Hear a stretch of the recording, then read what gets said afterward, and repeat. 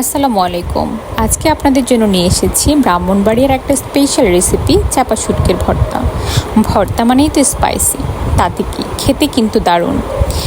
এটা বানানোর জন্য প্রথমে আপনাকে আগে থেকে একটু কড়াইটা গরম করে ধুয়ে রাখা চাপা শুটকিগুলোকে একটু টেলে নিতে হবে। ওই একই কড়াইতে আপনি একটু রসুন কুচি করে বা কিউব কিউব করে সেটাকেও আপনি গরম করে নিতে হবে। আর অবশ্যই আগে থেকে আপনি কিছু শুকনো মরিচ ভিজিয়ে রাখবেন, তাহলে বেটে নিতে সুবিধা হবে। তারপর শিলনোড়িটা ভালো মতো পরিষ্কার করে এক এক করে চাপা মরিচ এবং রসুনটাকে বেটে নিতে হবে। খুব ভালো মতো মিশতে হবে কিন্তু, না হলে চাপা শুটকির কাঁটাগুলো থেকে যেতে পারে। তারপর এবার কিউব করে রাখা পেঁয়াজগুলোকে আধা পিসা করে নিতে হবে। এটা কিন্তু মিহি করে বাটা যাবে না, তাহলে ভর্তার আসল মজাটাই শেষ হয়ে যাবে। সব ভালো মতো মেশানো হয়ে গেলে এবার লবণ দেওয়ার পালা। লবণ মিশিয়ে লবণটা চেখে তৈরি হয়ে গেল চাপা শুটকির ভর্তা।